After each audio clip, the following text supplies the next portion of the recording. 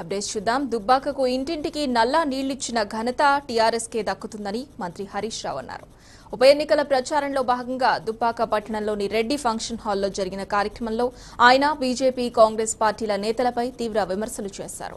దుబ్బాక నియోజకవర్గంలోని ప్రతి ఎకరానికి నీరిచ్చి తీరుతామని మంత్రి హరీష్ రావు స్పష్టం చేశారు.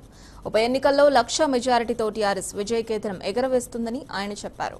కార్యక్రమంలో వివిధ పార్టీలకు చెందిన కార్యకర్తలు పెద్ద సంఖ్యలో టీఆర్ఎస్ లో చేరారు. దుబ్బాకలో ఏమున్నది?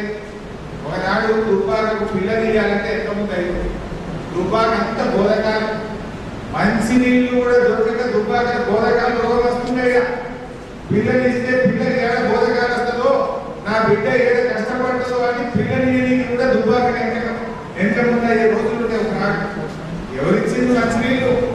ఇలా మన కేసీఆర్ ఇచ్చింది.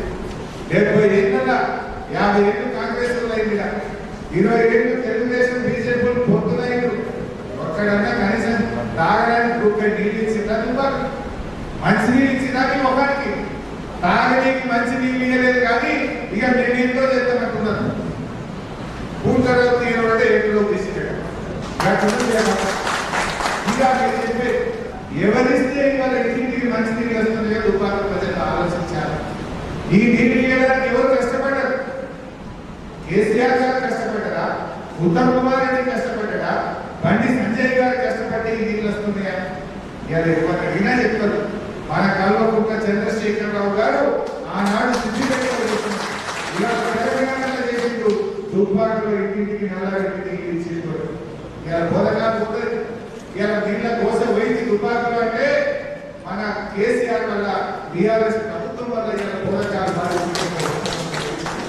రాబోయే రోజుల్లో దుబ్బాకలో ప్రతి ఎకరానికి కూడా సాగునీరు కూడా అందిస్తాము. ఎండాకాలం వస్తే బాయి పూడిక కింద మీద 50,000 60,000 ఖర్చు పెట్టే పరిస్థితి వచ్చేది. మోటార్ కాకపోతే 10,000 ఖర్చు, ట్రాన్స్ఫార్మర్ కాకపోతే 30,000 ఖర్చు అయ్యేది. ఇలా పరిస్థితి ఉందా? ఆనాడు బోర్లు వేస్తే దుబ్బ తప్ప కడిప రాకపో, సుక్క నీళ్లు రాకపో. ఇలా మన దుబ్బాకలో ఏ బోర్ చూసినా 3 ఇంచి మోస్తా ఉన్నారు, ఏ బాయి చూసినా ఎలా వస్తా ఉన్నది. కాళేశ్వరం నీళ్ళు వచ్చినాయి. రేపుగా ఈ దుబ్బాక ప్రజలు ఒక్క పైసలు కూడా బోరు మీద పెట్టాల్సిన అవసరం కాదు. 1,35,000 ఎకరాలు మన దుబ్బాకలో కాళేశ్వరంతో పారిపోతాము. ఇదే బీజేపీ వాళ్ళు, ఇదే కాంగ్రెస్ వాళ్ళు కాళేశ్వరం ప్రాజెక్టుల మీద కేసులు వేయలే. అడ్వకేట్లు పెట్టి హైకోర్టుల, సుప్రీంకోర్టుల, గ్రీన్ ట్రిబ్యునల్ దాకా అడుగునే ప్రయత్నం చేయలే. చేసింది లేదు, కానీ అన్ని మాటలు అబద్ధాల పునాదుల మీద ఎన్నికల్లో గెలవాలని, సోషల్ మీడియాలో దుష్ప్రచారం చేయడం ద్వారా ఎన్నికల్లో గెలవాలని, అవాస్తవాలను గోబల్ ప్రచారం చేయడం ద్వారా మీరు ఈరోజు ప్రయత్నం చేస్తా ఉన్నారు.